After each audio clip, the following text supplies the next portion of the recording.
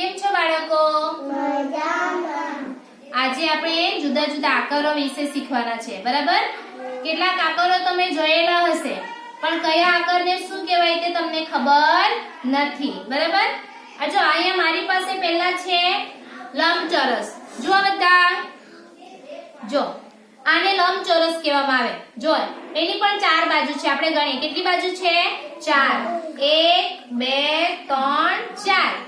જો ઉપર ને નીચેની જે બાજુ છે એ સરખી છે. આ ને આ બાજુ સરખી છે, બરાબર?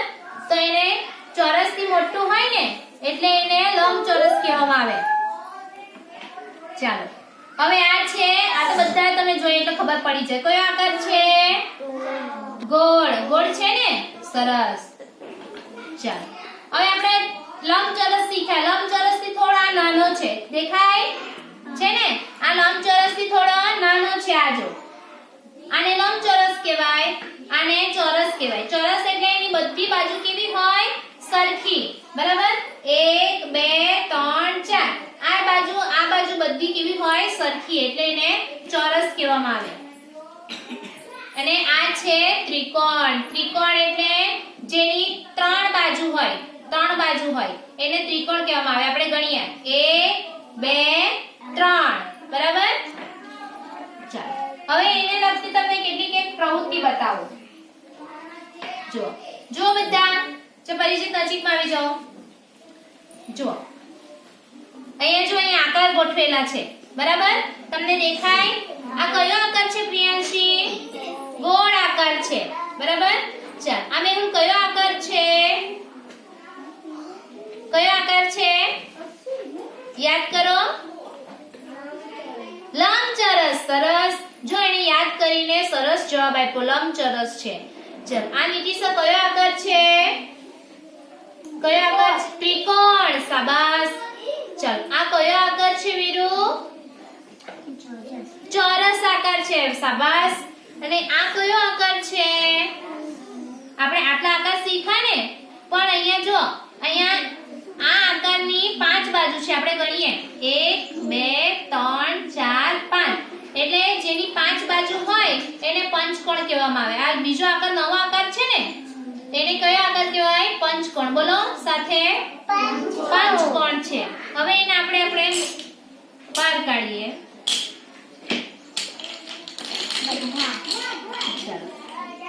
હવે દિવ્યા અહીંયા ગોઠવવાનું છે, બરાબર? આમાંથી તમારે ગોઠવવાનું છે.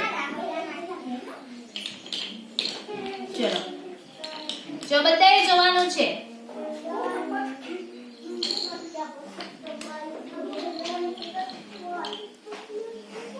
બધાએ ધ્યાનથી જોવાનું છે.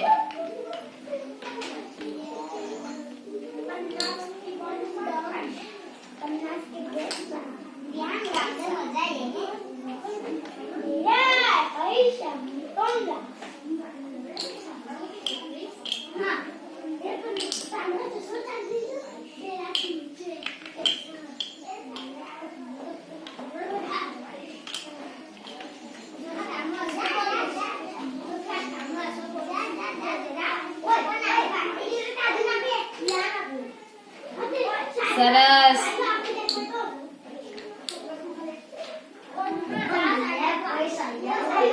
ચાલો બધાને સમજ પડી ને?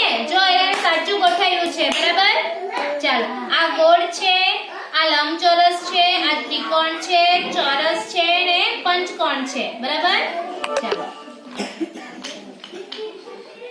ચાલો હવે 5 જણાએ સાથે બેસવાનું છે, બરાબર?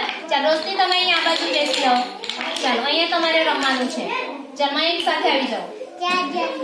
હા ને તમારે આમાંથી ચાલો તમે અહીંયા કરો. ચાલો સરખા તમે બેસી જાઓ.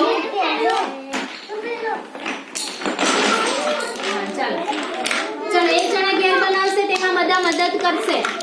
બધાએ સાથે ઘેર બનાવવાનું, એક જ ઘર બનાવવાનું છે. ચાલો હા અહીંયા પરિચિત સાથે ઘર બનાવશે.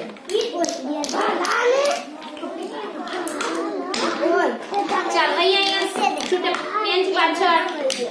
હા ચાલો અહીંયા બેસી જા. અહીંયા ચાલો બધાએ વારાફરતી. ચાલ તમારે પણ અહીંયા ગોઠવવાનું છે. દિવ્યા તું પણ સાથે ગોઠવવા લાગ. હા ચાલો એની મયંકની સાથે ઘર બનાવો.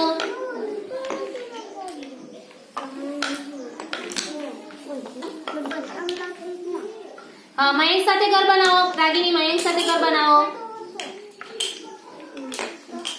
ચાલો અહીંયા મેહુલ ચાલ સરખા બેસીને ચાલ મયંકને પણ બેસવા દેવો.